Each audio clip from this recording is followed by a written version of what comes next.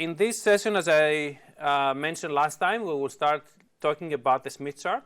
The Smith chart is actually one of the most widely utilized tools in RF engineering, if not the most widely utilized tool.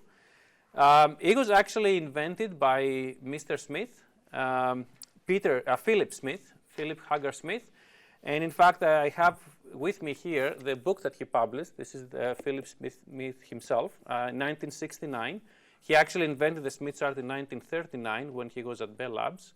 And for those of you who are on campus, you're welcome to actually come to my office and actually read the descriptions of the Smith chart by the inventor himself. It's actually been quite enlightening for me. It's quite interesting to see his enthusiasm as he actually describes different versions of the Smith chart and the different ways of utilizing that. So I don't think I can convey the same enthusiasm when I'm describing this, but I'll try my best. So the first thing I'd like to say about the Smith chart is that it does basically do what humanity has been doing for a very long time, when we have essentially been creating graphical tools to represent mathematical equations. This example that I have here is actually talking about how we have always known the rules for spherical geometry. People have been using those rules for navigation and astronomy. And specifically for navigation, we have been using them for over 20 centuries. But yet, we have been relying on graphical tools like the one you see here on the right, which is essentially the Renaissance version of a very, very popular navigation tool. And the reason we do that is because we human beings like seeing things and not necessarily in a math form. And not only this, but as people utilize those tools, they actually build intuition, meaning they build essentially memory. They know what to do when something changes and they have to make a decision very quickly. It's really the same thing that happens with the Smith chart in the RF engineering domain. So even though the Smith chart looks a little bit intimidating, and the Smith chart is actually shown right here, there's a simple version on the left-hand side and the more complete version on the right-hand side. So when you actually first look at this chart, you will probably find yourselves wondering what is really going on here. And so we're going to unravel that mystery, and once you realize what's being plotted, I think you will enjoy actually using it. In fact, it's not just that we enjoy using the Smith chart. People literally think in terms of the Smith chart. It's quite common to hear RF engineers saying, how would this change on the Smith chart? Or show me this on the Smith chart. It's really hard a lot of times to actually understand what's going on unless you can actually put your thoughts on the Smith chart. So even though today we have incredibly powerful numerical tools and we're not using the Smith chart for graphical calculations, which was the original intent, we still use it in terms of thinking and in terms of intuition building. So first of all, I want to go through a few details, and I won't go through the entire derivation, but I want to go through a few details in terms of how this Smith chart that we just saw has actually been constructed. So the Smith chart is actually trying to do something very simple. It's literally trying to plot for you this equation.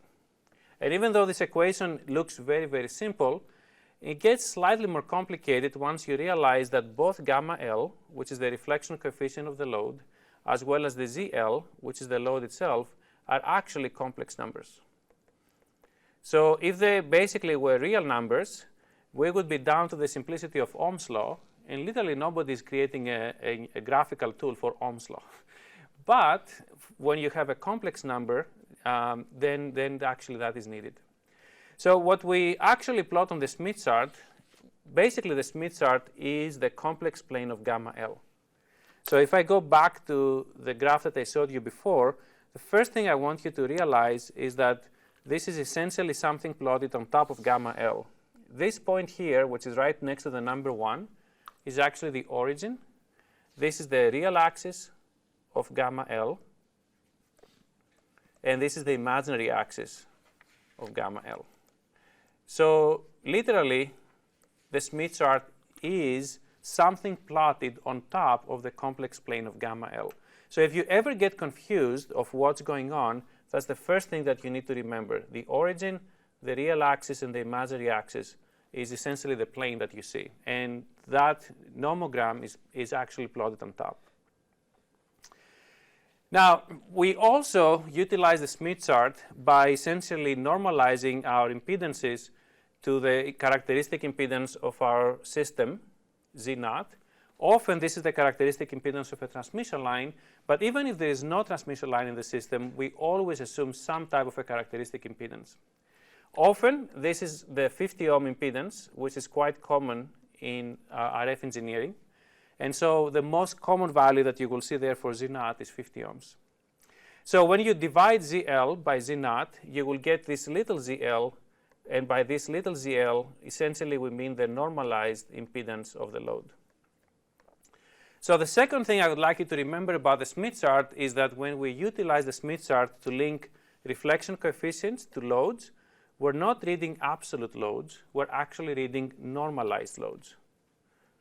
So again, the second lesson is that you're reading some loads because we're plotting the equation between gamma L and ZL, but we're reading normalized loads. So if I take now this equation that I just wrote here, and I basically explicitly write that gamma has a real part and an imaginary part, and that my normalized ZL also has a real part, little RL, and an imaginary part, little XL, I can essentially now go ahead and separate real and imaginary parts. So if I go ahead and do all the math, and I separate now, here is again my normalized ZL, and this is the real part of gamma, and this is the imaginary part of gamma. So if I go ahead now and I separate my real and imaginary parts, I will get with two algebraic equations. Here's the first one, and here's the second one. And the beautiful thing is that each of these algebraic equations actually links only one parameter of R and X. So you can see, for example, that the first equation includes only RL, while the second equation includes only XL. And for those of you who might remember well analytical geometry, you will find out that each one of these equations actually represents a circle. So this is a circle, and this is a circle. So if we actually were to plot these, we would end up with two families of basically a bunch of circles. The first one would be a family of circles that represent different values of real part of the load. So again, this is the real part of ZL. And the second family would represent circles that are essentially linked to the imaginary part of the load, the little XL. So literally, the nomogram that you saw before is really those families of circles.